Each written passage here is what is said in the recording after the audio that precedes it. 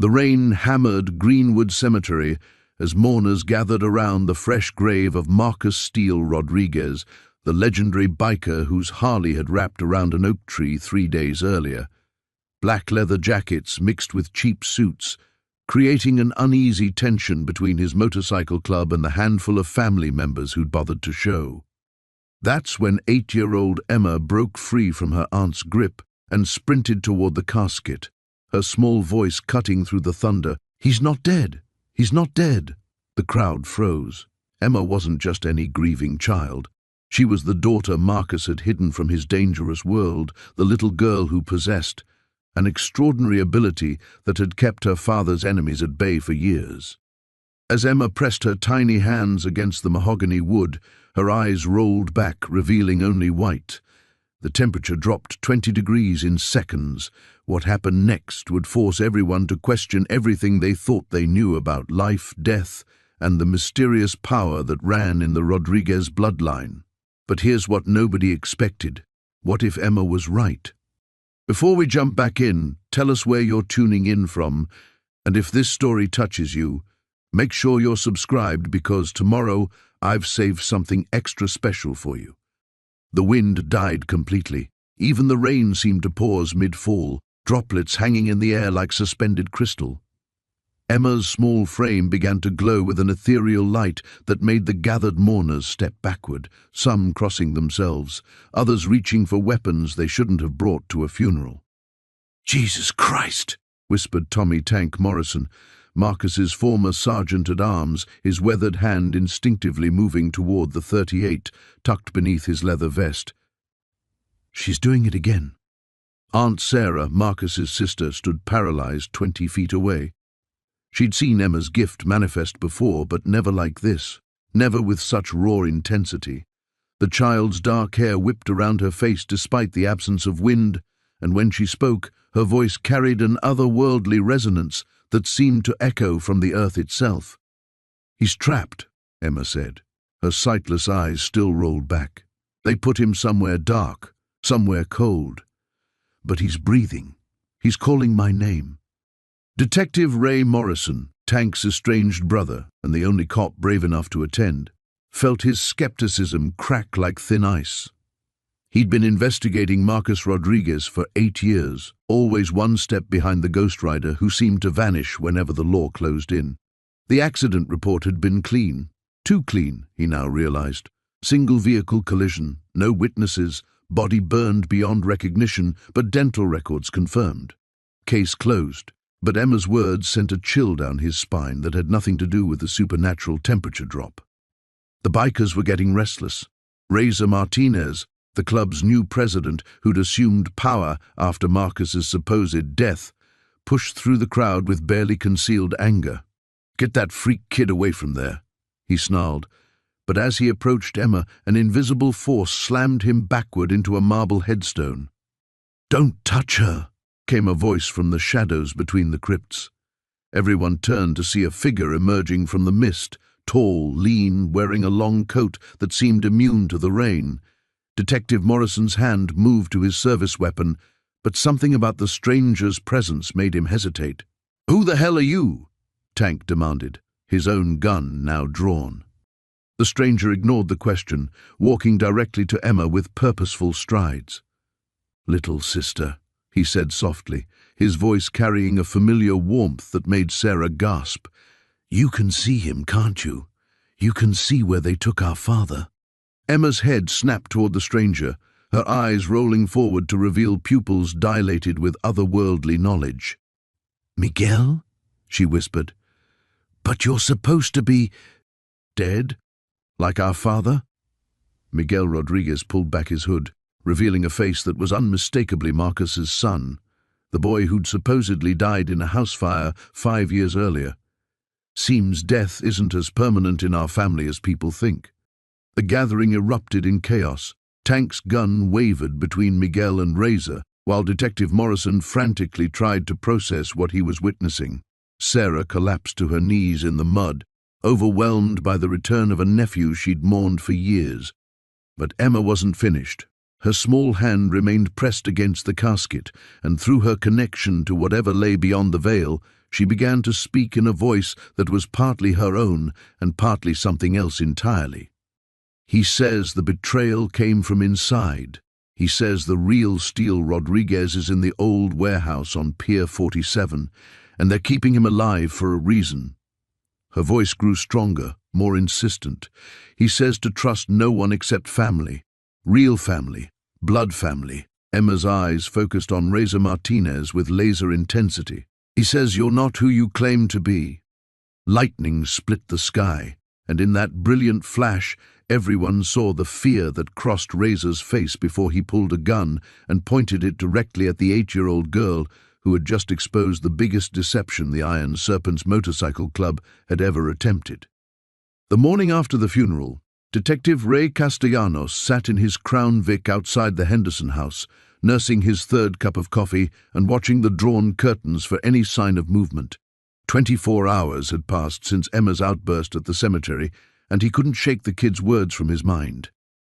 He's not dead. He's hiding. Ray had worked narcotics for 8 years, long enough to know that Marcus Ghost Henderson's death had been too clean, too convenient.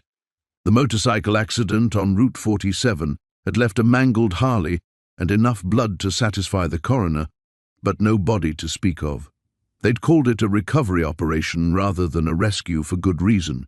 The river current was notorious for carrying things downstream, sometimes for miles. His radio crackled.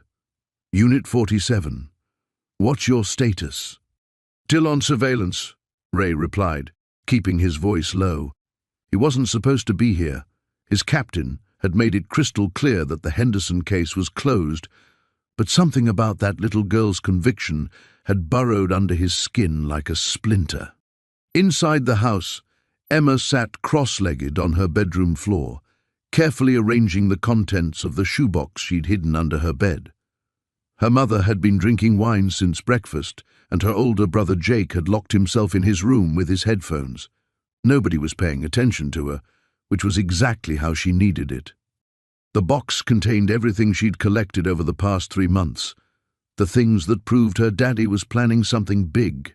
There was the gas station receipt from Millfield, 60 miles north, dated 2 days after he'd supposedly died. She'd found it crumpled in the pocket of his leather jacket when her mom wasn't looking. There were the strange phone calls she'd overheard, conversations about going dark and new territory. And there was the map. Emma spread the map across her carpet, smoothing the creases with small, careful fingers. Red circles marked 3 different towns, all of them places she'd never heard of. But it was the handwriting in the margins that made her stomach flutter with nervous excitement, her father's messy scrawls spelling out dates and numbers that didn't make sense to her 8-year-old mind, but felt important nonetheless. A car door slammed outside, and Emma quickly gathered her evidence, stuffing everything back into the box. Through her window, she could see a man in a suit walking up their front path. Not one of her father's biker friends. This one moved differently, with the careful alertness of someone used to danger. Downstairs, Ray knocked twice and waited. When Sarah Henderson opened the door, he was struck by how much the woman had aged in just a few months. Her blonde hair hung limp around hollow cheeks, and her eyes held the glassy sheen of someone drowning her grief in alcohol. Mrs. Henderson, I'm Detective Castellanos. We spoke briefly yesterday at the service. I was hoping I could ask you a few follow-up questions. Sarah's grip tightened on the doorframe. I told you people everything I know. Marcus is dead. The case is closed. It's about Emma's statement. Emma is 8 years old. Sarah's voice cracked slightly. She's confused and grieving. She doesn't understand what death means yet. From the top of the stairs, Emma pressed herself against the banister, straining to hear the conversation. Her heart hammered against her ribs when she heard the detective mention her name. Sometimes children see things adults miss, Ray continued gently. They notice details we overlook. If there's even a chance— There's no chance. Sarah's tone turned sharp, almost desperate. My husband is dead. He died in that accident, and we're trying to move on. I won't have you filling my daughter's head with false hope. Ray studied the woman's face, noting the way her free hand trembled slightly, the defensive set of her shoulders. "Mrs. Henderson, if Marcus is alive, if he staged his death, you could be in danger. His associates, the Rivera cartel connections, they don't just disappear because of a fake funeral." The color drained from Sarah's face. "Get off my property. If you know something." "I said get off my property." Sarah slammed the door hard enough to rattle the frame. Emma scrambled back to her room as her mother's footsteps echoed up the stairs. She pressed her ear to her bedroom door and listened to her mother's muffled sobs coming from the master bedroom down the hall. Outside, Ray sat in his car for another 20 minutes, watching and thinking. The woman was terrified, that much was obvious, but whether she was afraid because her husband was dead or because he was very much alive remained the question. As he finally pulled away from the curb, Ray missed the small face that appeared briefly in an upstairs window, watching him go with the intense focus of a child who understood far more about secrets than any 8-year-old should. The funeral home's basement felt like a tomb even before they wheeled in the casket. Emma pressed herself against the cold concrete wall, watching through the crack in the storage room door as 3 men in expensive suits gathered around her father's supposed body. "Kid's got a mouth on her," the tallest one said, his voice carrying a slight accent Emma couldn't place, caused quite a scene upstairs. "Children say things," replied the funeral director, Mr. Henley, wringing his hands. "Grief makes them—" "This isn't about grief." The third man stepped closer to the casket, his scarred hands gripping the edge. Marcus was always too clever for his own good. "Question is, how much did he tell the girl?" Emma's breath caught in her throat. They were talking about her father like he was still alive. Like the screaming match she'd witnessed 3 days ago between him and Uncle Sal had been real. Not some grief-induced hallucination her mother insisted it was. "The body's been prepared according to your specifications," Henley said, his voice shaking. "Closed casket, no viewing. The burns from the crash make it realistic." Burns. Emma remembered the smell of gasoline and melted plastic when the police brought her father's jacket back. But she also remembered seeing that same jacket hanging in Uncle Sal's garage yesterday, pristine and unmarked. The tall man nodded. "What about the family?" "The wife's sedated, doctor's orders. She hasn't asked questions." Henley paused. "But the girl—" "Yeah, the girl." Scarred hands drummed against the casket. "She's seen something. Kids don't make up details like that." Emma thought about the morning she'd snuck out to follow her father, how she'd watched him meet with strange men behind the warehouse near the docks. She'd been looking for a stray cat that had been hanging around their yard, but instead she'd found her father handing over a thick envelope to someone who definitely wasn't from their neighborhood. "We need to know what Marcus told her," the accented voice continued, "before this gets messy." The sound of footsteps echoed from the stairs above. Mr. Henley's assistant called down, "The family's arriving for the private viewing." Emma's heart hammered against her ribs. She had to get upstairs before they noticed she was missing. Her mother had specifically told her to stay close, not to wander off like she always did. But Emma had needed answers, and the whispered conversations between the adults had stopped whenever she entered a room. She waited until the men moved toward the far corner, deep in hushed conversation, before slipping out of the storage room. The basement stairs creaked under her weight, each step sounding impossibly loud. Behind her, she could hear the tall man's voice getting agitated. "This whole thing falls apart if that kid starts talking to the wrong people. Marcus had connections we can't afford to have sniffing around." Emma reached the main floor just as her mother appeared in the hallway, supported by Aunt Linda. Her mother's eyes were glassy and unfocused, the prescribed grief medication making her movements slow and deliberate. "There you are," Aunt Linda said, relief evident in her voice. "Your mother was asking for you." Emma studied her mother's face, searching for any sign that she knew the truth.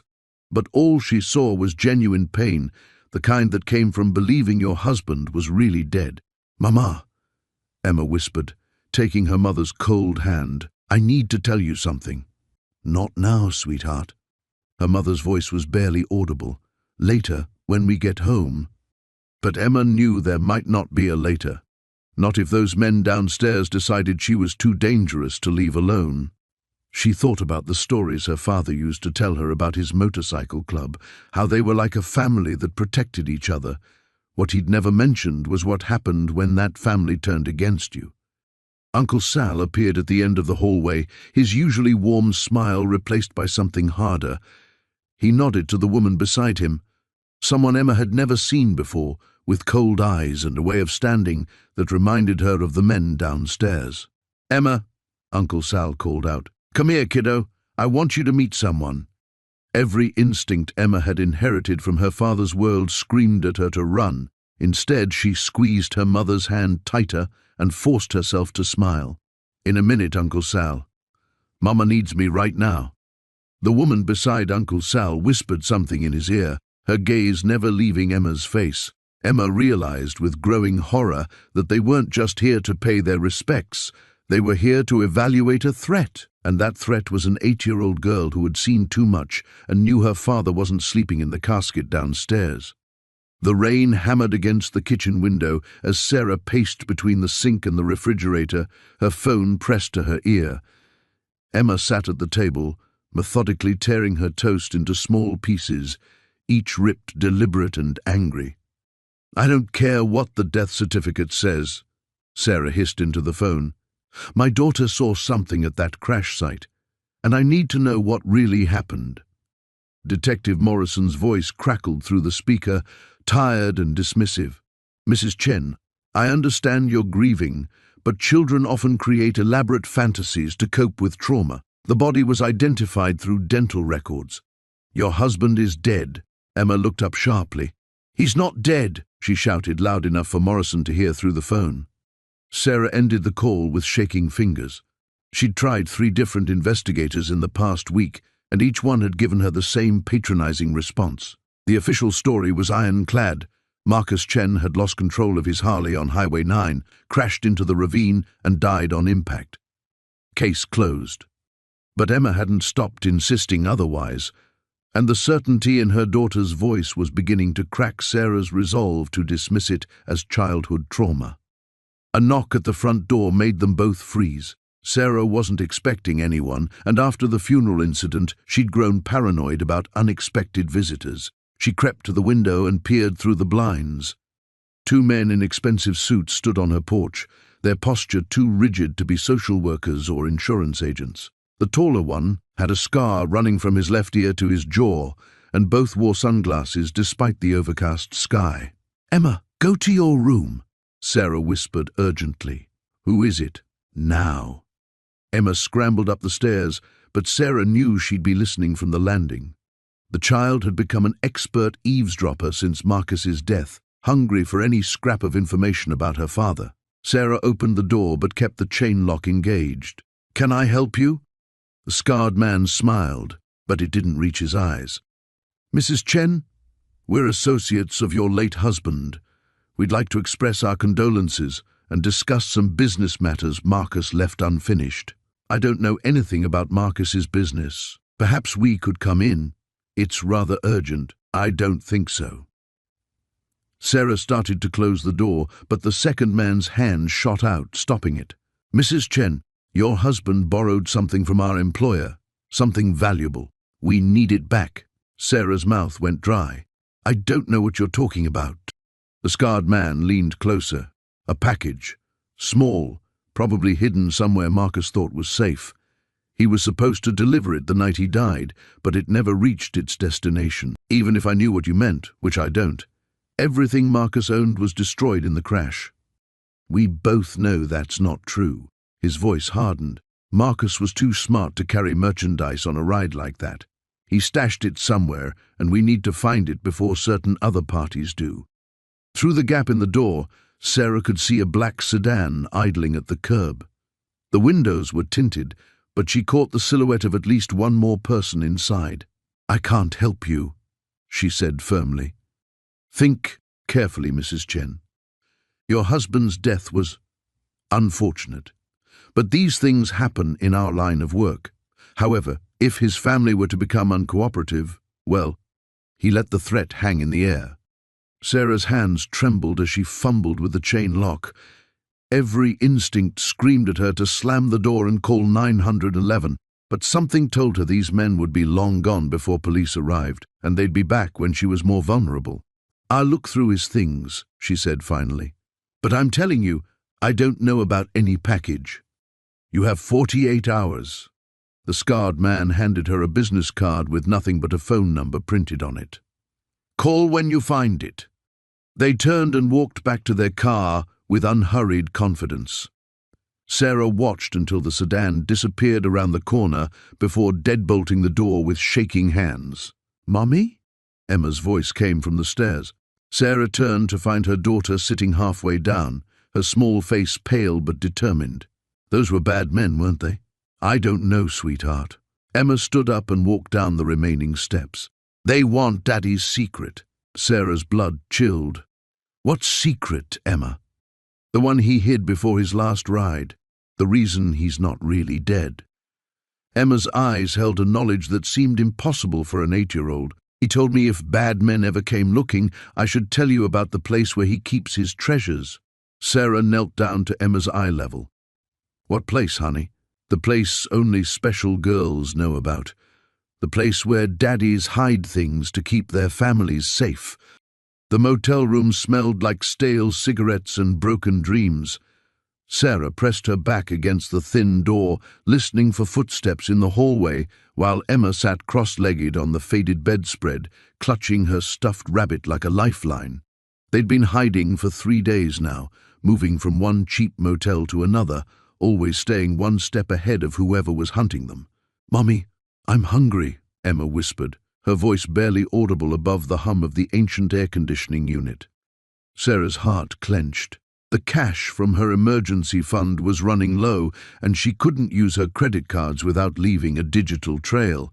She'd learned that much from watching crime shows with Danny during their better years back when she still believed he might change. "I know, sweetheart. We'll get some food soon." Sarah moved away from the door and knelt beside the bed. "But first, I need you to tell me again what you saw that night. The night Daddy didn't come home." Emma's grip tightened on her rabbit.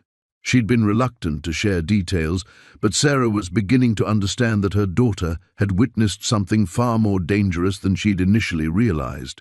The men who'd shown up at their house weren't just bikers paying respects to a fallen brother. They'd been searching for something.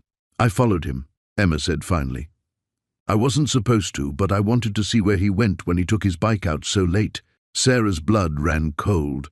"You followed Daddy on his motorcycle?" "Emma, how did you—" "I took my bike, the purple one with the basket. He drives really slow when he thinks no one's watching." Emma's voice grew smaller. "I stayed far back like in the movies, but I could see his taillight." The image of her 8-year-old daughter pedaling through dark streets at midnight, following her father into God knows what kind of danger, made Sarah feel sick. But she forced herself to stay calm, to listen. "Where did he go, baby?" "The old warehouse by the river, the one with all the broken windows." Emma looked up at her mother with eyes that seemed far too old for her face. There were lots of motorcycles there, and cars too, fancy ones. Sarah knew the warehouse Emma meant. It had been abandoned for years, a hulking concrete shell on the outskirts of town where teenagers went to drink and do things their parents hoped they'd never discover. But if Danny had been meeting people there, it wasn't for any legitimate reason. "What happened when you got there?" "I hid behind some trash cans. They were all yelling at each other, Daddy and the other men. One of them had a gun." Emma's voice began to shake. Daddy gave them a bag, a big black bag, but they were still angry. Sarah's phone buzzed with a text message. Her heart hammered as she glanced at the screen, expecting another threat from Danny's associates.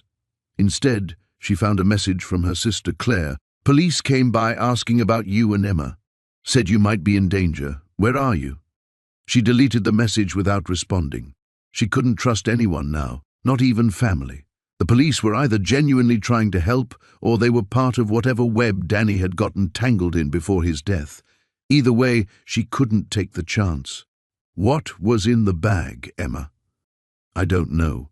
But when Daddy gave it to them, the man with the gun said something about it not being enough. He said Daddy owed them more than just money. Emma's eyes filled with tears. Then there was a big flash of light and everyone started running and shouting. I got scared and rode home as fast as I could. A flash of light. An explosion? Sarah remembered the news report about Danny's accident, how his motorcycle had collided with a semi-truck on Highway 9. But Highway 9 was nowhere near the warehouse by the river. If Emma was telling the truth, then Danny had been at that warehouse the night he died, not riding alone on a deserted highway. Someone knocked on their motel room door. Sarah grabbed Emma and pulled her toward the bathroom, her finger pressed to her lips. The knocking came again, harder this time, followed by a man's voice. Sarah? Emma? My name is Detective Marcus Webb. I'm here to help. Sarah's mind raced. How had he found them? She'd paid cash for the room, used a fake name. Unless someone had been tracking them all along, waiting for the right moment to close in. I know you're scared, the voice continued, but I think you have something that belongs to some very dangerous people, something Danny was supposed to deliver before he died. Emma looked up at Sarah with terrified eyes, and Sarah realized with growing horror that her daughter hadn't just witnessed her father's last deal. She might have taken something from that warehouse, something worth killing for. The motel room smelled of stale cigarettes and broken dreams. Sarah pulled the curtains tight, checking twice that the chain lock was secure before turning to face her daughter. Emma sat cross-legged on the faded bedspread, still clutching the leather jacket that had started this nightmare. We need to talk about what you saw that night, Sarah said, her voice barely above a whisper. The walls in places like this were thin, and she couldn't shake the feeling that someone was always listening.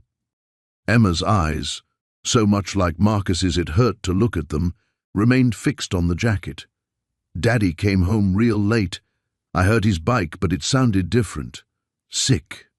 Sarah knelt beside the bed, fighting the urge to grab her daughter's shoulders and shake the truth out of her. Instead, she waited, knowing that pushing Emma had never worked, especially when she was scared. The man who came in wasn't walking right, Emma continued, her small fingers tracing the worn leather patches. Daddy always walked loud. Heavy boots, you know, but this person was trying to be quiet, like they were hurt or something.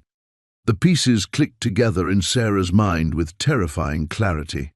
Marcus had been 6'2" and built like a linebacker. The body at the morgue had been the right height, but something about it had seemed off. She'd attributed her doubts to grief, to the trauma of seeing her husband's remains after such a violent crash. What else, baby? What else was different? Emma's voice dropped to barely audible. He was wearing Daddy's clothes, but they were too big. And when he went to the bathroom, I heard him talking on a phone. He said it's done, and something about a shipment. Sarah's blood ran cold. Marcus had mentioned a shipment the week before he died, something big that the Reapers were moving through town.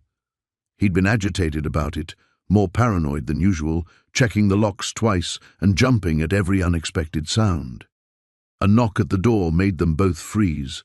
3 soft taps, then 2 more. Sarah's heart hammered against her ribs as she crept to the window and peered through a gap in the curtains. A figure in dark clothing stood outside, face hidden beneath a hood. Mrs. Kellerman? The voice was female, young. I'm Detective Riley Walsh. I think you might be in danger. Sarah looked back at Emma, who had gone pale. They'd been found too quickly. Either this detective was very good at her job, or they were walking into a trap. How do I know you're really police? Sarah called through the door. Because I'm the only one asking the right questions about your husband's accident, the same questions that got me suspended this morning when I started digging too deep. Against every instinct screaming at her to run, Sarah unlocked the door, but kept the chain engaged, opening it just enough to see the woman's face. Detective Walsh was younger than expected, maybe 30, with sharp green eyes and the hollow look of someone who hadn't slept in days. 5 minutes, Sarah said, sliding the chain off. Walsh stepped inside quickly, scanning the room before her gaze settled on Emma. You're the one who caused a scene at the funeral. Smart kid. What do you know? Sarah demanded. I know that your husband's bike was found in 3 pieces scattered across half a mile of highway, but the crash pattern doesn't match the damage. I know that 2 other Reapers have died in accidents in the past month, and I know that someone very powerful wants this investigation buried." Walsh pulled out her phone, showing them a grainy photograph of a man walking away from a motorcycle. The timestamp showed it was taken 3 hours before Marcus's supposed death. "This was captured by a traffic camera downtown. That's your husband alive and well, after he was supposedly already dead on Highway 9. Emma spoke up suddenly. "The man in our house looked like Daddy from far away, but up close his nose was wrong, and he had a scar Daddy didn't have." "A body double," Walsh said grimly, "which means your real husband is either in hiding or they needed him alive for something first," Sarah finished, the horrible implication hitting her like a physical blow. Walsh nodded.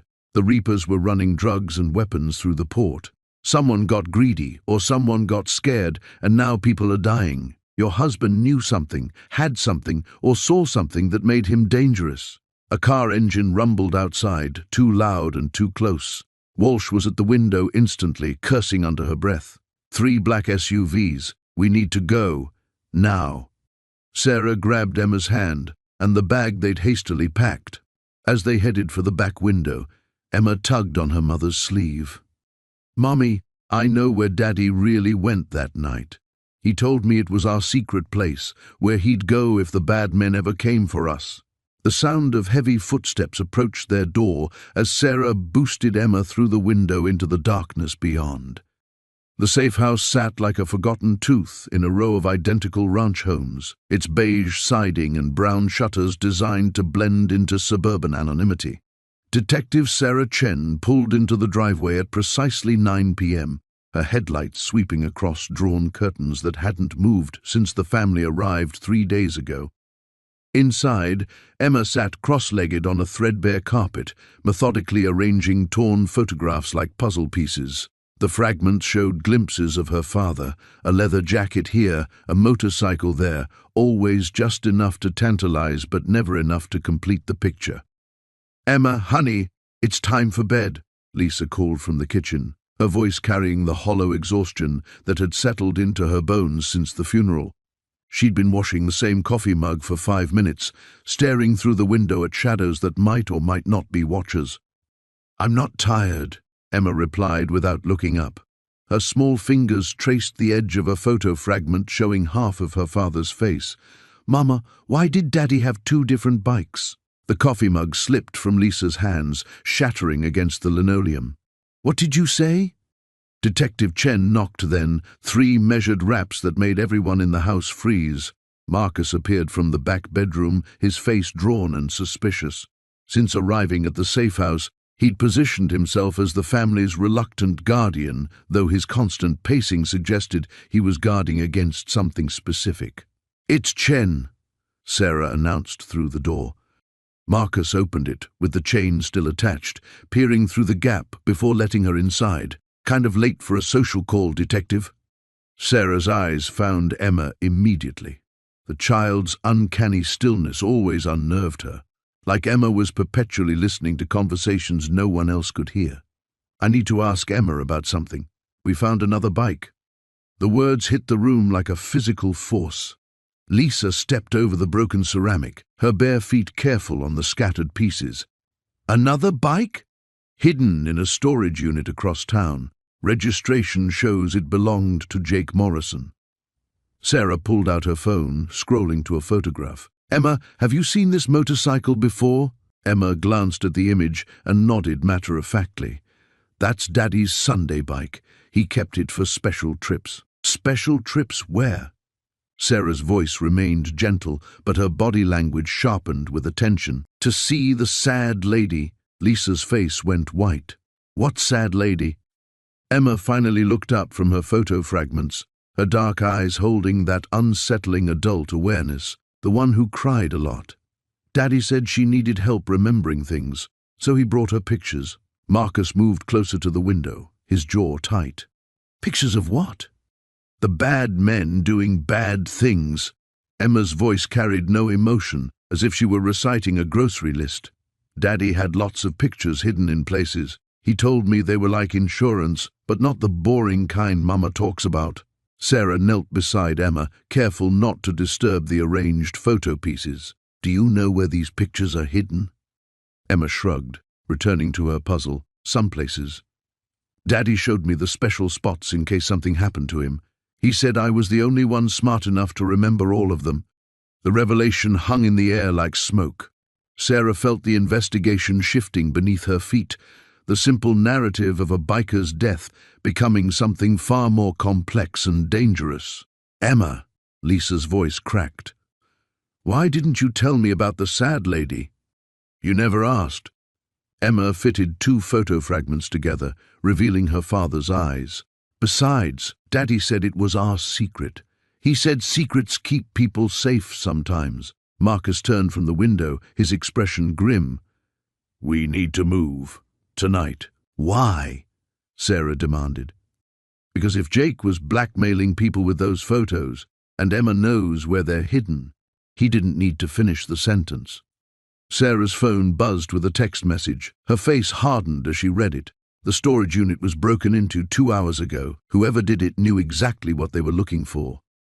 Emma continued arranging her photo pieces, seemingly oblivious to the tension crackling around her. But Sarah noticed the child's hands trembling slightly as she worked, betraying the fear she refused to voice.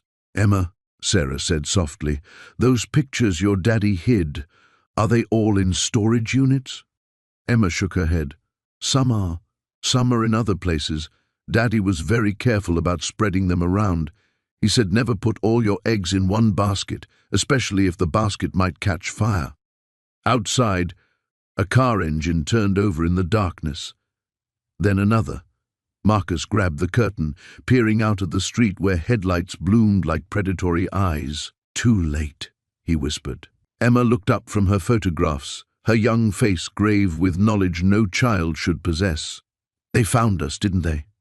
The safe house smelled like stale coffee and fear.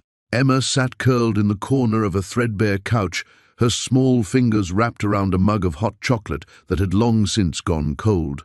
Detective Sarah Chen watched her from across the cramped living room, noting how the girl's eyes darted to every window, every shadow that moved beyond the heavy curtains. Tell me about the last time you saw your father, Chen said gently, settling into the chair opposite Emma. The federal agents had stepped outside to take calls, leaving them alone for the first time since the incident at the funeral home. Emma's mother, Linda, stood by the kitchenette, her back rigid with tension. She's been through enough, Linda said without turning around. Haven't you people done enough damage? Mrs. Reeves, someone tried to kill your daughter today. We need to understand what Emma knows before... Before what? Linda spun around, her eyes blazing. Before they succeed. Before my little girl becomes another casualty in whatever sick game my husband was playing? Emma's voice cut through their argument like a blade. He came to my room 3 nights before the crash. Both women turned to stare at the girl.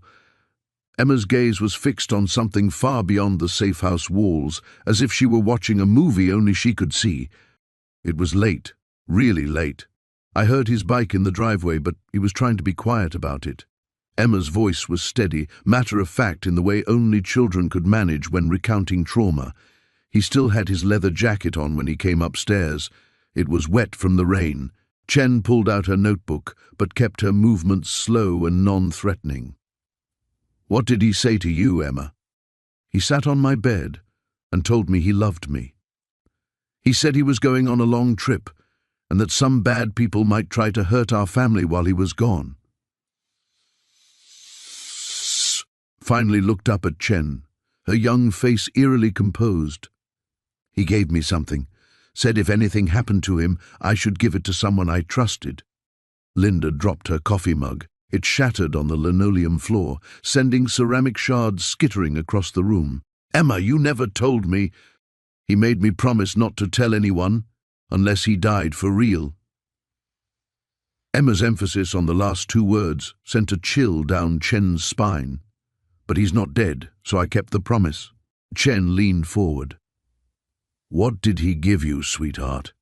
Emma slipped her hand into the pocket of her funeral dress and pulled out a small object wrapped in black electrical tape. She held it protectively against her chest. He said it was like insurance, that it would keep us safe if the bad people came. The front door opened with a soft click, and Agent Morrison stepped back inside, his phone still pressed to his ear. He caught sight of the object in Emma's hands and ended his call abruptly. "What's that?" His voice was sharper than necessary, and Emma instinctively shrank back into the couch cushions. "Evidence," Chen said firmly, positioning herself between Morrison and the girl. "Emma was just telling us about her father's last visit." Morrison's partner, Agent Walsh, appeared in the doorway behind him. The two federal agents exchanged a look that made Chen's instincts prickle with warning. "We need to see what she's holding," Morrison said, taking a step closer. "For her own protection." "Back off," Chen snapped, her hand moving instinctively toward her service weapon. "She's a traumatized 8-year-old, not a suspect." Linda moved closer to her daughter, maternal instincts overriding everything else. "What's going on? Why are you all acting like—" The lights went out. Emergency lighting flickered on a moment later, casting eerie shadows across the room. Through the heavy curtains, Chen could see the neighboring houses were still lit up. Someone had cut their power specifically. "Get down!" Morrison barked, drawing his weapon. "Walsh, check the perimeter." But Walsh was already moving toward Emma, his intentions clear. Chen drew her gun, pointing it directly at the federal agent. "I said back off." "Detective Chen, you're interfering with a federal investigation," Walsh said, but he stopped moving toward the girl. "Funny," Chen replied, her voice deadly calm. "Because right now it looks like I'm protecting a witness from federal agents who seem more interested in what she's holding than in keeping her safe." Emma's whisper cut through the tension. "Mama, these are the bad people Daddy warned me about." Outside, the sound of motorcycle engines rumbled to life in the distance. Multiple bikes moving fast, heading their way. Linda grabbed her daughter's hand. "We have to go. Now." Chen kept her weapon trained on the federal agents as she backed toward the rear exit. Whatever was on that small device Emma clutched so tightly, people were willing to kill for it. And the sound of approaching engines suggested they were running out of time to figure out why. The warehouse reeked of motor oil and rust, its cavernous interior lit by scattered fluorescent tubes that cast harsh shadows between towers of motorcycle parts. Emma pressed herself against the cold concrete wall, her small hand gripping Sarah's with white-knuckled intensity. They'd been hiding behind a stack of chrome exhaust pipes for what felt like hours, waiting for Detective Morrison's signal. "Where is she?" The voice that cut through the mechanical silence made Emma's blood freeze. She recognized it instantly, the same gravelly tone that had whispered threats through her bedroom window, the same voice that belonged to the man with the spider tattoo who'd been watching their house. Sarah squeezed Emma's hand, a silent reminder to stay perfectly still. Through a gap in the machinery, they could see 3 figures moving in the center of the warehouse. Spider Tattoo stood with his back to them, his leather vest adorned with patches that caught the fluorescent light. Beside him, a woman with silver hair pulled into a severe bun examined something on a nearby workbench. The third figure remained in shadow, but Emma could make out the outline of someone much larger than the others. "The kid saw too much," Spider Tattoo continued, his boots echoing against the concrete as he paced. "Marcus should have kept his mouth shut about the Chicago job. Now we've got cops sniffing around, and that detective won't stop asking questions about the crash." The silver-haired woman looked up from the workbench, her voice sharp as a blade. "Marcus always was careless. Good thing the accident took care of him before he could do more damage." Emma's stomach lurched. Accident. They were talking about Daddy's crash, like they'd planned it. Her free hand instinctively moved to the small recording device Detective Morrison had given her, hidden in her jacket pocket. She had to capture this. "Problem is, his daughter knows something," the woman continued. "Kids that age, they remember everything. Details adults miss." The shadow figure finally stepped into the light, revealing a mountain of a man with scars crisscrossing his shaved head. His voice rumbled like distant thunder. "So we make sure she doesn't remember anymore." Emma's breath caught in her throat. Sarah's grip tightened protectively, but Emma forced herself to focus on the recording device. She carefully pressed the activation button, praying the tiny click wouldn't echo in the vast space. "The shipment from Chicago was our biggest score yet," Spider Tattoo said, pulling out a cigarette. "Enough weapons to supply every crew from here to the Gulf. Marcus threatened to expose the whole operation if we didn't cut him a bigger piece. So you sabotaged his bike," the silver-haired woman stated matter-of-factly. The scarred giant nodded. "Brake lines made it look like mechanical failure. Would have been perfect if the kid hadn't started screaming about him not being dead." Emma's world tilted. She'd been right all along. Daddy wasn't dead, at least not when she'd seen him at the funeral home. But hearing the confirmation that these people had killed him made her chest tight with rage and terror.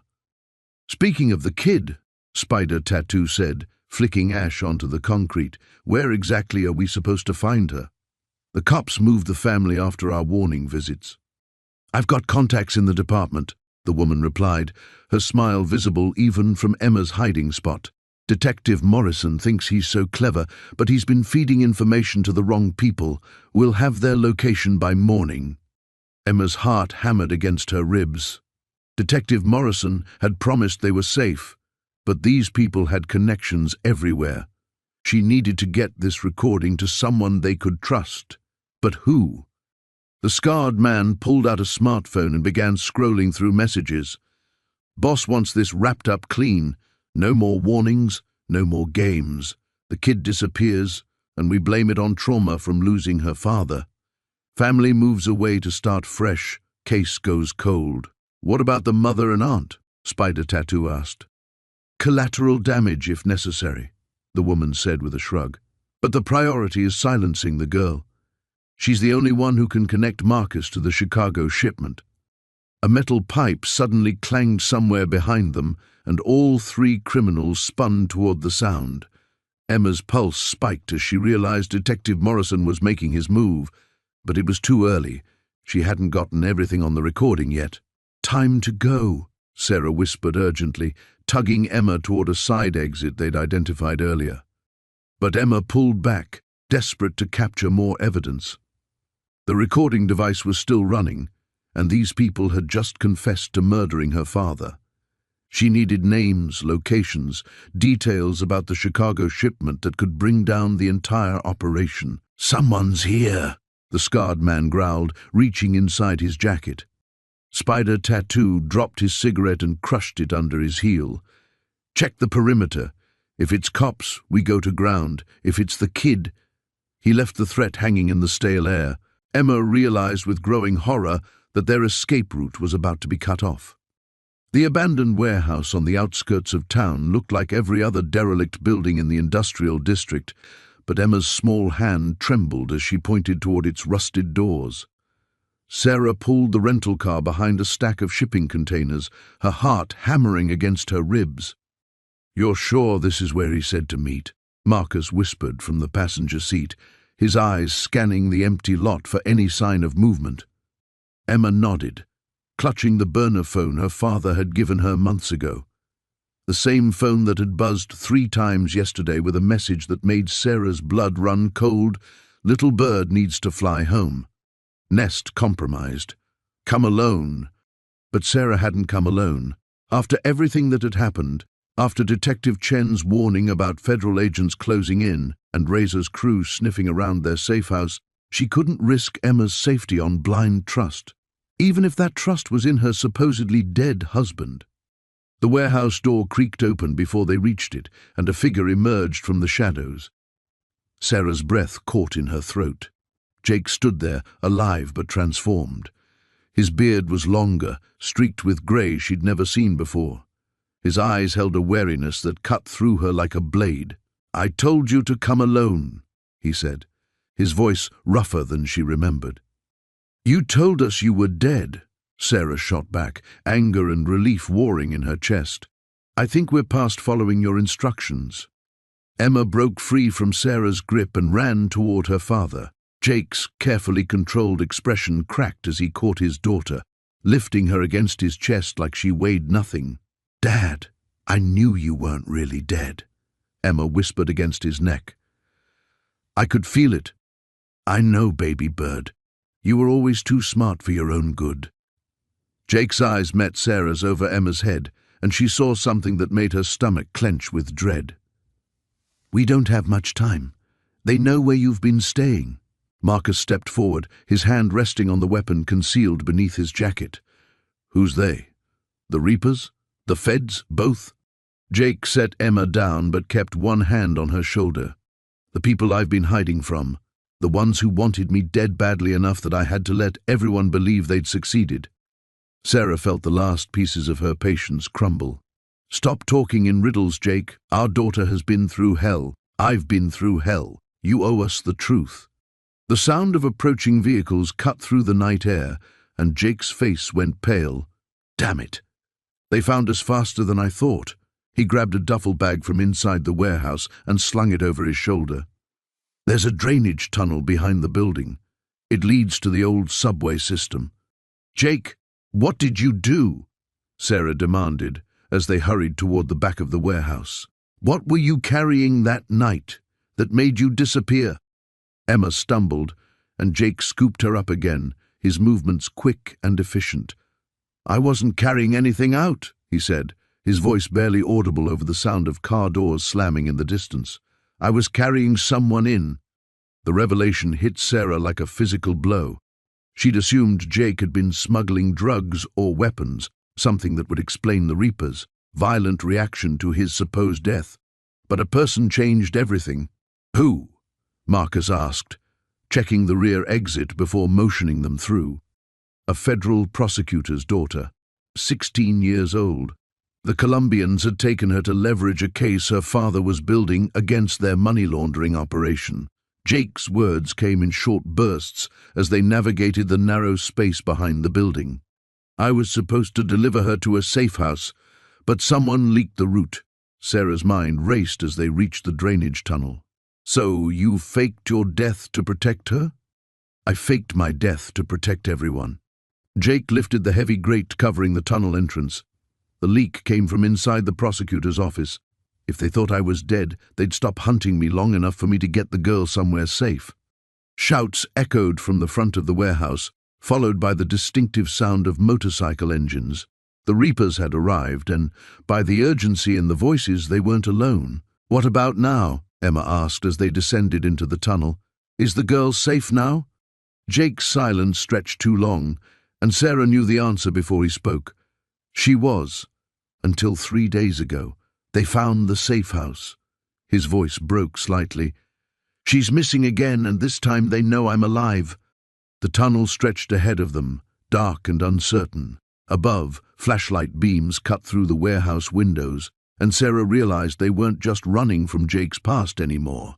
They were running toward a future where Emma's innocent observation at a funeral had pulled them into the center of something far more dangerous than a biker gang's revenge.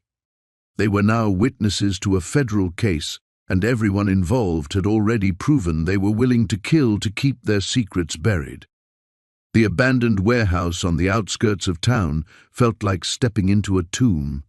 Emma clutched her mother's hand as they followed Detective Rodriguez through the maze of rusted machinery and cobweb-draped beams. The air tasted of metal and decay, and every shadow seemed to hide watching eyes. "This is where your father's bike was found," Rodriguez said, his flashlight cutting through the gloom. The beams settled on a dark stain near the far wall, but something never sat right about the scene. Emma's breath caught. She could almost see him there, her father, tall and defiant even in danger. The memory from that terrible night flickered again, clearer now. She'd hidden in the closet when the shouting started, peeking through the slats as strange men filled their living room. "The blood spatter was wrong," Rodriguez continued, kneeling beside the stain. "Too neat, too controlled, like someone wanted us to find it exactly this way." Sarah pulled Emma closer, her wedding ring catching the flashlight's glow. You think Jake staged this? I think your husband was smarter than anyone gave him credit for. Rodriguez stood, brushing dust from his knees. The question is why he needed to disappear and who he was running from. A metallic clang echoed from somewhere deeper in the warehouse. Rodriguez's hand moved instinctively to his weapon. "Stay behind me," he whispered. They crept forward, footsteps muffled by years of accumulated debris. Emma's heart hammered against her ribs as they rounded a corner and found themselves face to face with a figure emerging from behind an overturned shipping container. It wasn't her father. The man was older, grey-bearded, wearing the same leather vest that had terrified Emma that night. The serpent's patch gleamed dully on his chest, but his eyes held no malice, only a bone-deep weariness that reminded Emma of her grandmother in her final days. "Easy there, detective," the man said, hands raised but relaxed. "Name's Hank Morrison. I was Jake's sponsor." Rodriguez kept his weapon drawn but didn't advance. Sponsor for what? Narcotics Anonymous. Jake's been clean for 3 years. Hank's weathered face creased into something resembling a smile. Bet that's not in his file. The words hit Sarah like a physical blow. Emma felt her mother's grip tighten, nails digging into her palm. 3 years. That meant he'd gotten clean right after Emma's birth, after he'd held her tiny body in his massive hands and promised to be better. "That's impossible," Sarah breathed. "The club, his lifestyle, was all a cover," Hank finished. Jake was working with the DEA, had been since he got out of county lockup 4 years ago. They offered him a deal, help them bring down the Serpent's distribution network from the inside, or go away for 25 to life. The warehouse seemed to spin around Emma. Her father, the man she'd defended at his own funeral, hadn't been the monster everyone thought. He'd been trying to fix things, trying to be the father she'd always believed he could be. The night he disappeared, Rodriguez pressed, "What happened?" Hank's expression darkened. Someone blew his cover. The Serpents found out Jake was feeding information to the feds. Club president Tommy Vance put a kill order out. Jake had maybe 6 hours before they'd come for him and his family. Emma's memory crystallized with terrible clarity. The shouting hadn't been her father dealing drugs or planning crimes. It had been him arguing with Sarah, begging her to pack up and run. But her mother had refused to listen, refused to believe that their quiet suburban life was about to explode.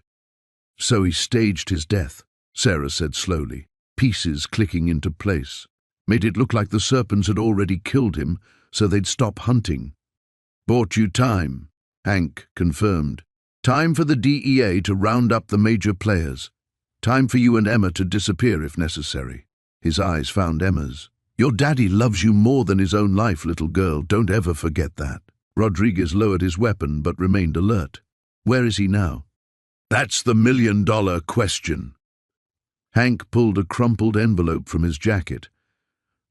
"This came through our usual channels 3 days ago. Jake's handwriting." Emma watched her mother's hands shake as she opened the envelope. Inside was a single photograph. Her father, very much alive, standing beside a motorcycle on what looked like a desert highway. On the back, in his familiar scrawl, "Tell Emma her daddy's coming home soon. Tell her the bad men can't hurt us anymore." The sound of engines roared to life outside the warehouse. Multiple bikes, growing closer. Rodriguez cursed under his breath as Hank went rigid with fear. "That's not possible," Hank whispered. "Tommy Vance is in federal custody. The Serpents are finished. Apparently not all of them," Rodriguez said grimly, checking his radio for backup. "And they just found us." The abandoned warehouse smelled of rust and decades-old motor oil. Detective Sarah Chen crouched behind a stack of corroded drums, her radio crackling softly with updates from the tactical team positioned around the perimeter. Through a grimy window, she could see Tommy Iron Horse Martinez pacing near a motorcycle that looked suspiciously like the one reported stolen from Jake Morrison's garage 3 days ago. "Visual confirmation on the bike," she whispered into her radio. "Moving to phase 2. Across the warehouse floor, Martinez stopped pacing and pulled out his phone. Even from this distance, Chen could see the tension in his shoulders, the way he kept glancing toward the loading dock. Whatever was supposed to happen here, he was nervous about it. 2 miles away, Emma Morrison sat in the back seat of an unmarked police car, her small hands pressed against the window, as she watched her Uncle Danny emerge from the courthouse. The plea hearing had taken less than 20 minutes. Danny's lawyer had negotiated a deal that would keep him out of prison in exchange for his testimony about the Devil's Backbone's money laundering operation. "He looks different," Emma said to Officer Rodriguez, who had been assigned to watch her during the hearing. Rodriguez followed her gaze. Danny Morrison did look different. The cocky swagger was gone, replaced by the careful movements of a man who knew he was walking a tightrope between survival and destruction. His eyes swept the courthouse steps, checking faces, calculating threats. "People change when they're scared," Rodriguez said gently. Emma nodded, but something else was bothering her. Something about the way Danny kept checking his watch, as if he was waiting for something specific to happen. She remembered her father doing the same thing on the night he supposedly died. That constant glancing at the time, the nervous energy that made him pace around their kitchen like a caged animal. "Officer Rodriguez," she said slowly, "what time is Uncle Danny supposed to be done with his police interview?" Rodriguez checked her notes. 3:30. Why? Emma's stomach dropped. It was already 3:45, and Danny was walking away from the courthouse instead of going back inside. She watched him pull out his phone and make a call, his free hand gesturing urgently as he spoke. "Something's wrong," she whispered. Back at the warehouse, Chen's radio erupted with chatter. Danny Morrison had failed to report for his scheduled debriefing, and his ankle monitor showed him moving rapidly toward the industrial district, the same industrial district where they were conducting their surveillance operation. "All units, be advised," came the voice of her lieutenant. "Subject Daniel Morrison is potentially en route to your location. Unknown if he's been compromised or if this is voluntary." Chen felt ice in her veins.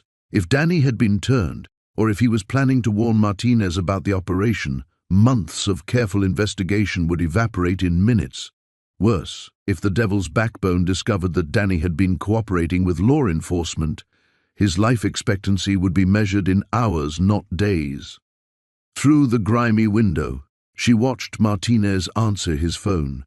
Even without hearing the conversation, she could read his body language, the sudden stillness, followed by rapid, angry gestures. He was receiving bad news. Martinez ended the call and immediately began wheeling the stolen motorcycle toward a side exit. Whatever Danny had told him, it was enough to make him abandon whatever plan had brought him to the warehouse. Chen made a split-second decision. They couldn't let Martinez disappear with the bike. It was their only physical evidence linking him to Jake Morrison's fake death. She signaled her team and stepped out from behind the drums. "Police! Stop where you are!" Martinez looked up, his hand freezing on the motorcycle's handlebars. For a moment, the warehouse was silent except for the distant rumble of traffic. Then Martinez smiled, a cold, calculating expression that made Chen's hand drift toward her weapon. "Detective Chen," he said, his voice echoing off the metal walls. "Right on time." The words hit her like a physical blow. This wasn't a surprise. Martinez had been expecting her. "You set this up," she said, pieces falling into place with horrible clarity. "The stolen bike, the warehouse, all of it. This is a trap." Martinez's smile widened. "Emma Morrison isn't the only one who knows secrets about her daddy's last ride. The difference is, my secrets are about to make your investigation disappear permanently." He pulled something from his jacket, not a weapon, but a small recording device. "Jake Morrison has been very chatty lately. Turns out, when a man's supposed to be dead, he gets careless about who might be listening to his phone calls." Chen's mind raced. If Jake was alive and Martinez had recordings of him, it meant the entire investigation was compromised. Every move they'd made, every witness they'd interviewed, every piece of evidence they'd gathered. It could all be worthless. "Where is he?" she demanded. Martinez pocketed the recorder and swung his leg over the motorcycle. "Ask your friend Danny if you can find him before we do." The engine roared to life, and Detective Chen realized that everything she thought she knew about Jake Morrison's death was about to change again. The abandoned warehouse on the outskirts of town felt like stepping into a tomb. Emma clutched her mother's hand as they followed Detective Morrison through the maze of rusted machinery and scattered debris, their footsteps echoing in the cavernous space. Uncle Jake walked beside them, his eyes constantly scanning the shadows for any sign of movement. "This is where the GPS tracker went dark," Morrison said, stopping beside a oil-stained concrete pillar. "Your father's bike was found 3 miles from here, but this is his last confirmed location." Emma pulled away from her mother and walked toward a stack of wooden crates in the corner. Something about this place felt familiar, like a half-remembered dream that left traces of unease. She could almost hear the rumble of motorcycle engines, the sharp voices of angry men. "Emma? Stay close," Sarah called, but Emma was already moving toward the crates, drawn by an instinct she couldn't explain. Behind the largest crate, partially hidden by a tattered tarp, was a motorcycle. Not her father's Harley, but a sleek black bike that seemed to absorb the dim light filtering through the broken windows. Emma approached it slowly, her heart hammering against her ribs. "Mom," she whispered, then louder, "Mom, come here." The adults hurried over, Morrison already pulling out his phone to call for backup, but Emma was focused on something else entirely. Tucked beneath the bike seat was a small leather journal, its pages yellowed with age and damp. Jake reached for it, but Emma was quicker. She flipped it open, her reading skills still developing but good enough to make out the careful handwriting inside. Most of it was beyond her comprehension. Numbers, dates, names she didn't recognize. But on the last page with writing, she found something that made her blood run cold. Emma's birthday party. "Tell her I love her. If something happens, she knows where to find the truth." Morrison crouched beside her. "What does it say, Emma?" She showed him the page, her finger trembling as she pointed to her father's familiar handwriting. He knew something bad was going to happen. He wrote this before he died. Sarah knelt on Emma's other side, reading over her daughter's shoulder. "What truth is he talking about, sweetheart? What does that mean?" Emma closed her eyes, trying to remember. The night of her birthday party seemed so long ago now, but she could still picture her father pulling her aside while the other kids played in the backyard. He'd been different that day, nervous, distracted. She'd thought it was just because he'd forgotten to buy her present until the last minute. "He gave me something," she said slowly, "at my party. He said it was special, that I should keep it somewhere safe and never tell anyone about it unless something happened to him." Jake straightened up, his expression tense. "Emma, where is this thing he gave you?"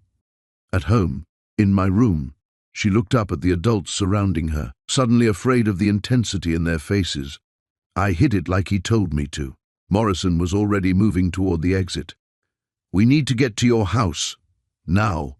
They drove in tense silence, Morrison's police radio crackling with updates about the warehouse investigation. Emma sat in the back seat between her mother and uncle, the leather journal clutched in her small hands. She kept thinking about that night, about the way her father had looked when he handed her the small wrapped package. "Promise me something, princess," he'd said, his voice unusually serious. "If anything ever happens to me, if people start asking questions about things they shouldn't know about, you take this to someone you trust. But only then, not before." At the time, she'd nodded solemnly, caught up in what felt like a grown-up game of secrets.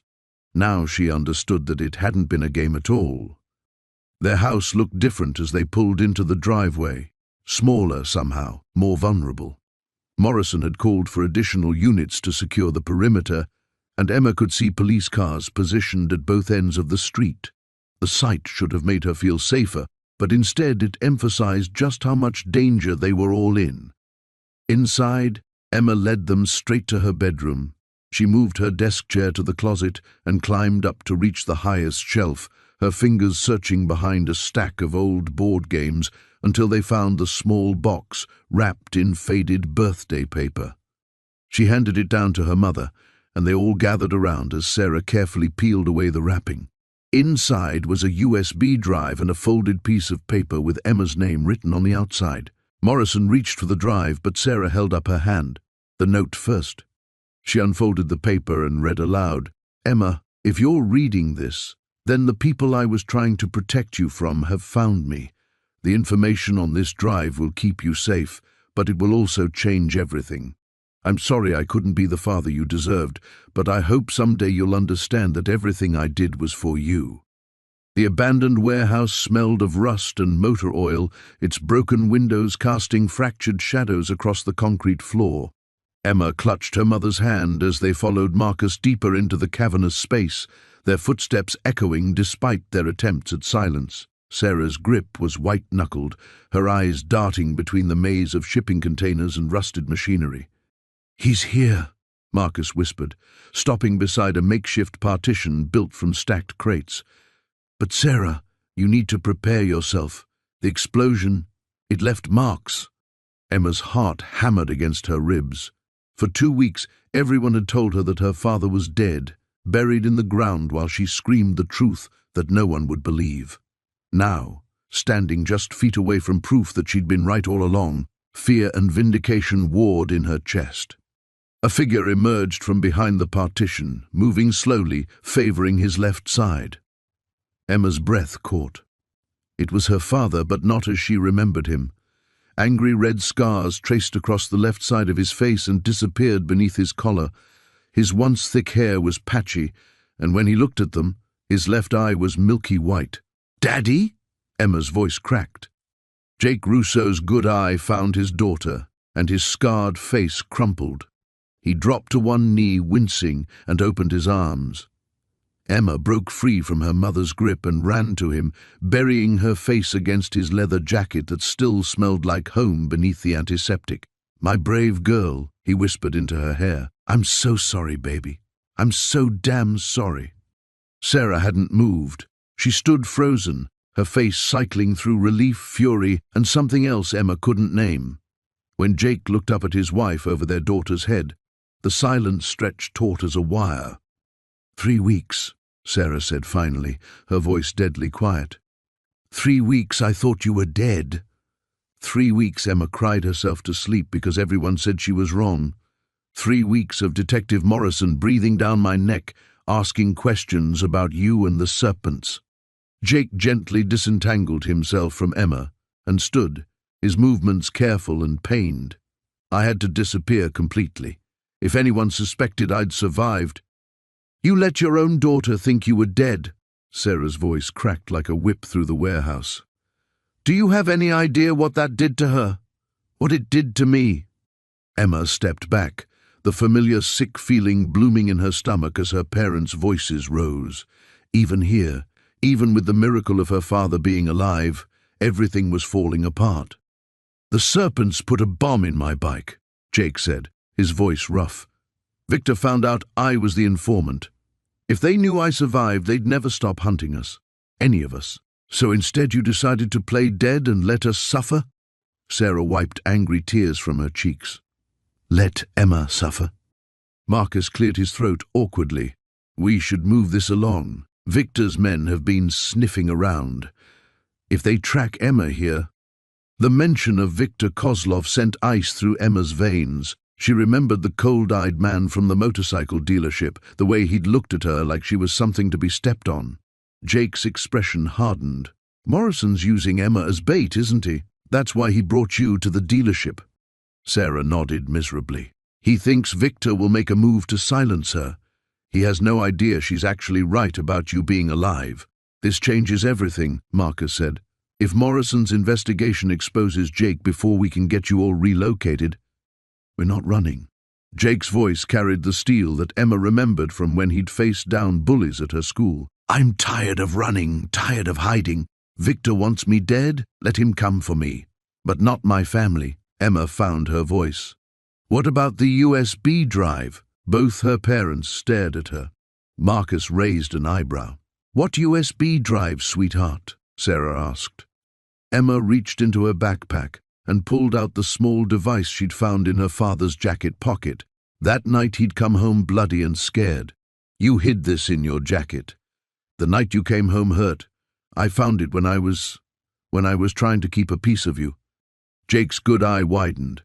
He took the drive with shaking hands. Jesus, Emma, I thought I'd lost this in the explosion. This has everything on it.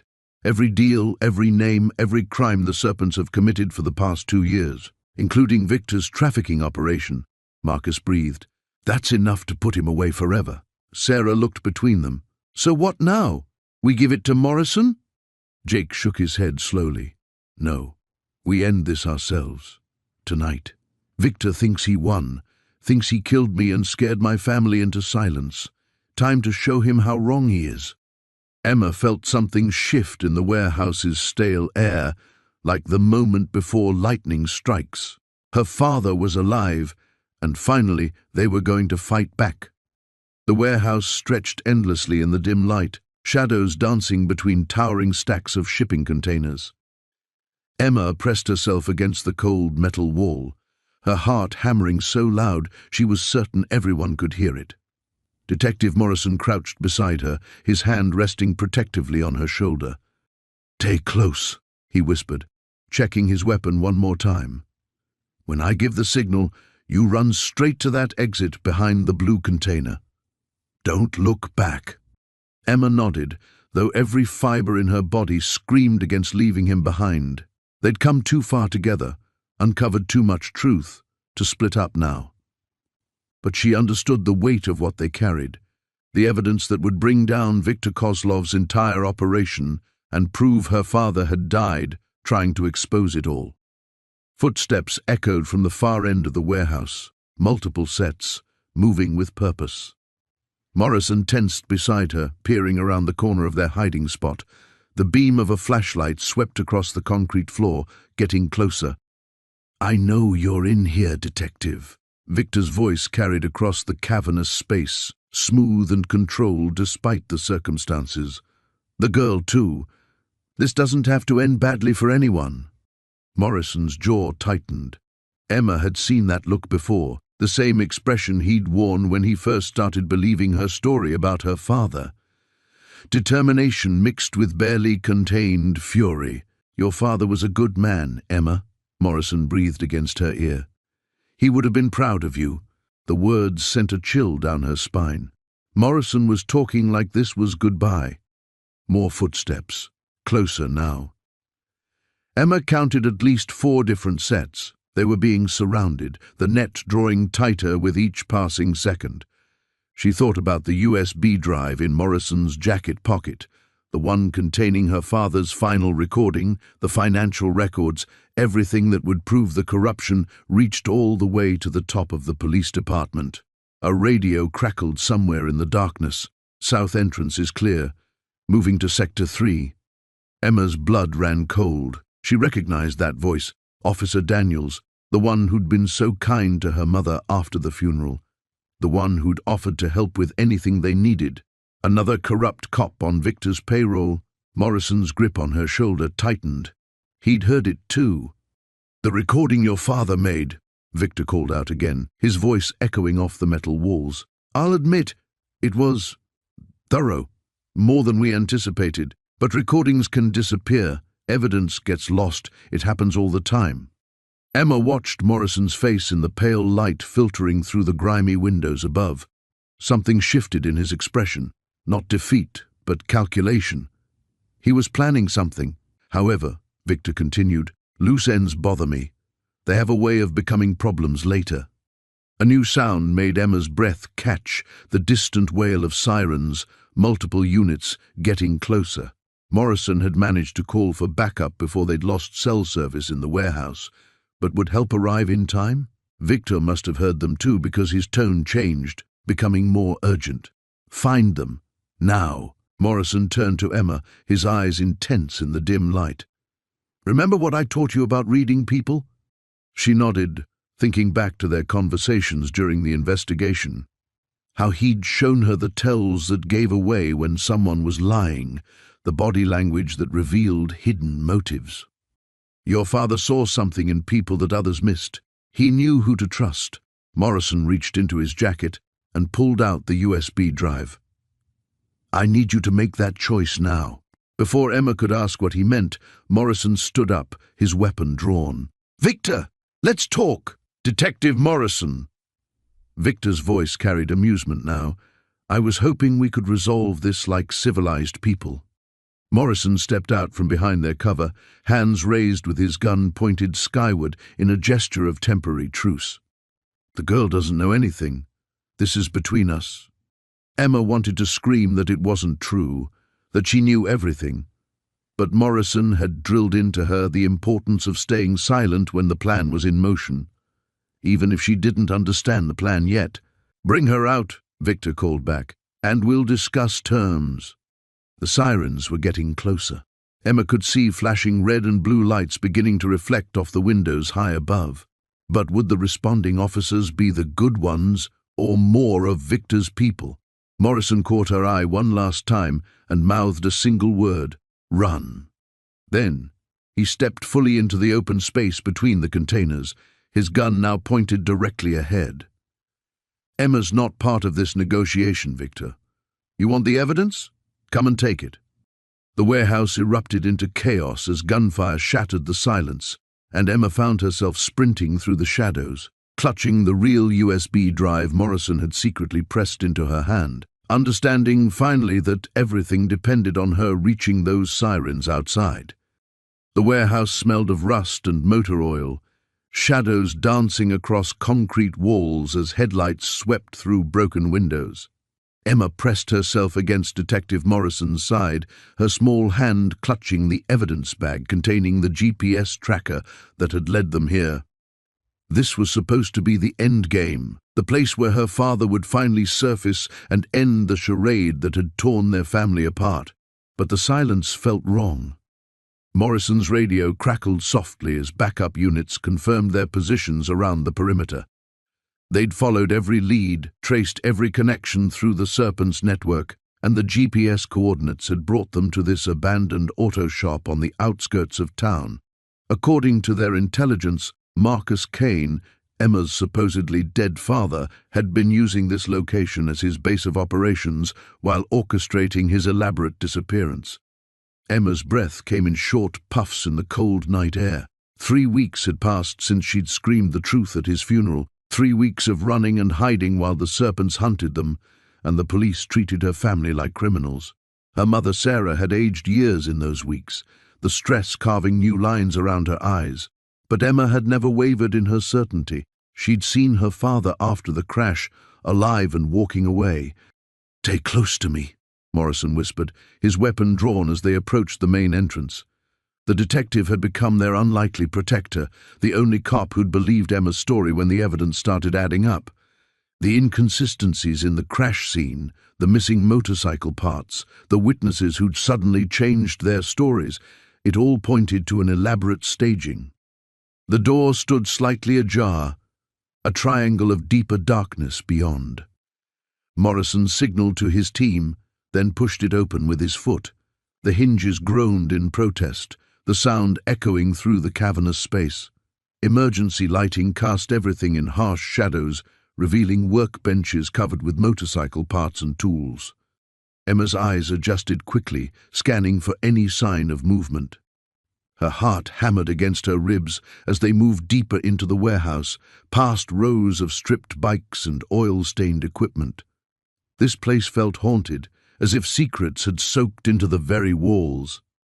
"There," Morrison said quietly, pointing toward a makeshift office area in the far corner. A single light burned behind frosted glass, and Emma could make out the silhouette of someone sitting at a desk. They approached carefully, Morrison's team flanking from both sides. Emma's mouth went dry as they drew closer. After everything they'd been through, all the danger and fear and desperate searching, they were finally going to get answers. She was going to see her father again and demand to know why he'd put their family through this nightmare. But when Morrison kicked open the office door, the figure behind the desk didn't move, couldn't move. Emma's scream caught in her throat. The man slumped over the desk wasn't her father. It was Tommy Rains, one of the Serpent's lieutenants, and he'd been dead for hours. Blood had pooled beneath his head, and his eyes stared sightlessly at the scattered papers that covered the desk surface. "Jesus," Morrison breathed, immediately pulling Emma back from the doorway. But she'd already seen enough. Papers with her father's handwriting, photographs of their house, plans that made her stomach turn to ice. A slow clap echoed through the warehouse, coming from somewhere in the shadows behind them. Emma spun around, her heart stopping as a familiar figure emerged from behind a stack of motorcycle frames. Marcus Kane looked exactly as she remembered, but somehow completely different. The father who'd read her bedtime stories and taught her to ride a bicycle was gone, replaced by someone whose eyes held a coldness that made her step backward. He wore the same leather jacket from the night of the crash, the one she'd watched him walk away in, but now it seemed like a costume he'd never really taken off. "Hello, Princess," he said, and his voice carried none of the warmth she remembered. "I was wondering when you'd finally track me down." Morrison raised his weapon, but Marcus held up a hand, showing he was unarmed. "No need for that, Detective. I've been waiting for this conversation." His gaze shifted to Emma, and she saw something flicker across his features. Regret, maybe, or the ghost of genuine affection, though I wish it could have happened differently. Emma found her voice, though it came out smaller than she intended. "Why did you fake it? Why did you make us think you were dead?" Marcus's smile held no humor. "Because, sweetheart, I needed everyone to believe that Marcus Kane was gone, including you, especially you." He gestured toward the dead man in the office. But plans change when little girls are too smart for their own good. The warehouse suddenly felt like a trap, and Emma realized with growing horror that they hadn't found her father at all. He'd been waiting for them to find him. The warehouse smelled of rust and motor oil, a fitting place for Tommy Reeves to finally surface. Emma pressed herself against Detective Martinez's side as they watched from behind a stack of shipping containers, the weight of the wire taped to her chest feeling heavier with each breath. 3 months of hiding, 3 months of running, and it all came down to this moment. Martinez squeezed her shoulder. "You're being very brave, Emma. Just remember what we practiced." The plan was simple. In theory, Emma would approach her father while the FBI surrounded the building. Her voice would draw out the confession they needed about the drug money, the fake death, the whole network that had cost 3 people their lives. But standing here now, watching Tommy laugh with men whose faces she'd seen on wanted posters, simple felt like a cruel joke. "Daddy!" she called out, stepping into the light. The laughter died instantly. Tommy spun around, his face cycling through shock, joy, and terror in the span of seconds. Behind him, the other bikers reached for weapons before he waved them off. "Emma? Jesus Christ, how did you find me?" He dropped to one knee as she ran to him, his arms encircling her in a hug that felt like coming home and stepping off a cliff simultaneously. "I never stopped looking," she said into his leather jacket, the words both truth and performance. "Everyone said you were dead, but I knew better. I knew you wouldn't leave me." Tommy pulled back, his eyes scanning the shadows beyond the warehouse lights. "Baby girl, you shouldn't be here. This place, these people, I don't care about them." Emma's voice carried the practiced petulance of an 8-year-old, even as her heart hammered against the recording device. "I found your journal, Daddy, the one you hid under the floorboard. I know about the money you took from those bad men." The color drained from Tommy's face. Around them, the other bikers had gone silent, their attention suddenly sharp and dangerous. Emma felt the shift like a change in barometric pressure before a storm. "What money, sweetheart? I don't know what you're talking about." But his voice had taken on the careful tone adults used when they were lying to children, and Emma had always been good at hearing the difference. "The $2 million from the truck, Daddy. You wrote about it, about how you were going to take it and disappear so those men couldn't hurt us anymore." Emma's voice rose, each word calculated to push him toward the truth. "You said if anything happened, I should find Uncle Rico and tell him where you hid it." Tommy's grip on her shoulders tightened. "Emma, listen to me very carefully. Whatever you think you know, whatever you think you read. I know you killed those people to protect us." The words came out in a rush, and for a moment Emma wasn't sure if they were part of the script or her own desperate need to understand. "The man at the gas station, the woman who came to our house. You had to stop them. didn't you?" The silence stretched like a held breath. Tommy's eyes were bright with unshed tears, his face a map of 3 months' worth of guilt and desperation. When he finally spoke, his voice was broken glass. "I never wanted you to know about any of this. I thought if everyone believed I was dead, if I just disappeared with enough of their money to hurt them, you and your mom could be safe." His hands framed her face, thumbs brushing away tears she didn't realize she was crying.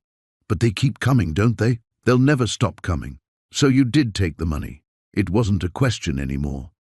2.3 million, to be exact. Enough to fund their next 3 operations. Enough to make them hurt." Tommy's laugh was bitter. "I thought I was so smart, staging the accident, making sure there was enough blood and wreckage to sell the story. But you always were too smart for your own good." Around them, the warehouse had filled with shadows that moved with too much purpose. Emma caught glimpses of tactical gear, the dull gleam of weapons. The FBI was closing in, and Tommy's associates were beginning to notice. "Where is it now, Daddy? Where's the money?" Tommy's eyes locked on hers, and in them she saw the moment he realized this wasn't the reunion he'd hoped for. His hand moved instinctively toward the gun at his hip, then stopped as red laser dots appeared on his chest. "Hello, Tommy," Detective Martinez said, stepping into the light with her weapon drawn. "Emma, step away from your father. Now. She's just a kid, Marcus. Let her go." That was Detective Morrison's voice, steady but strained.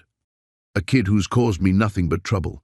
Marcus Vega's reply was ice cold. "Because of her little outburst at that funeral, half my operation is blown. The FBI knows about the trafficking routes. My contacts are running scared, and I've got bodies piling up faster than I can bury them."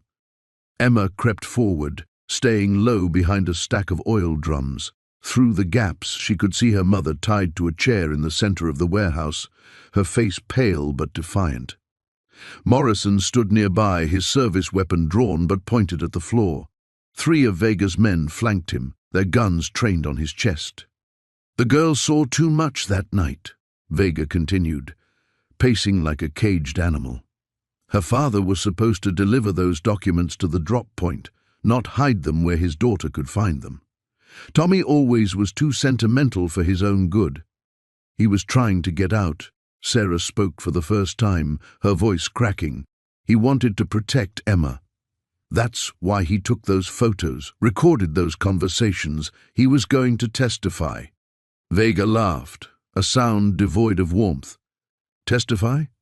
Tommy was mine from the day he patched into the club. Blood in, blood out. He knew the rules." Emma's hand found the small digital recorder in her jacket pocket, the same one her father had used to document Vega's crimes. Morrison had given it to her before they'd walked into this trap, telling her to stay hidden no matter what happened. But seeing her mother tied up, seeing the guns pointed at the detective who'd become like family to them, Emma felt the same fierce courage that had made her scream the truth at her father's funeral. She pressed record. "Where are the documents, Sarah?" Vega's patience was wearing thin. Tommy hid them somewhere. "The storage unit was empty. His apartment was clean. That leaves you and the girl. I don't know what you're talking about." Sarah's lie was transparent but brave. Vega nodded to one of his men, who stepped forward and backhanded Sarah across the face. The sharp crack echoed through the warehouse. Morrison tensed, raising his weapon slightly, but stopped when 3 gun barrels swung toward him. "Easy, detective. Your turn is coming." Vega's smile was predatory. "Did you really think I didn't know about your little investigation? That I wouldn't find out you've been working with the feds?" Tommy wasn't the only one who got in too deep. Emma bit her lip to keep from crying out. Morrison had risked everything to help them, and now he was going to die because of it. She thought about her father's last words to her, whispered through the phone on his final night. "Be brave, little bird. Sometimes being brave means doing the right thing, even when you're scared." The warehouse door on the far end creaked open, and more figures moved in the shadows. Emma's heart leaped, thinking it might be backup, but Vega's relaxed posture told her these were more of his people. The net was closing. Last chance, Sarah. Tell me where Tommy hid those documents, or Detective Morrison dies first, and we start looking for your daughter. And trust me, we will find her." Emma made her decision. She stood up from behind the oil drums, the recorder still running in her pocket. "I have them." Every head in the warehouse turned toward her voice. Sarah gasped, Morrison cursed under his breath, and Vega's eyes lit up with dangerous satisfaction. "There's our little bird." Vega's voice was silk over steel. "Come here, Emma, nice and slow." Emma walked forward on trembling legs, but kept her chin up. "Let my mom and Detective Morrison go. I'll tell you where the documents are." "You're not in a position to negotiate, sweetheart." Vega gestured for her to keep coming, "But I admire your spirit. Just like your father." "My father was a good man who made mistakes." Emma stopped 10 feet away from Vega. "But you're just evil." The slap came fast, snapping Emma's head to the side and bringing tears to her eyes. But she didn't fall, and she didn't cry out. The recorder kept running. "Watch your mouth, little girl. Now, where are those documents?" Emma looked at her mother, then at Morrison, and finally back at Vega. She could hear sirens in the distance, growing louder. Morrison must have found a way to signal for help. "You want to know where they are?" Emma's voice was steady despite her fear. "They're already with the FBI. My dad mailed copies to 5 different agents before he died. And guess what else?" She pulled the recorder from her pocket, holding it up like a weapon. "You just confessed to everything." Vega's face went white with rage as the sirens grew deafening, and Emma finally understood what her father meant about being brave.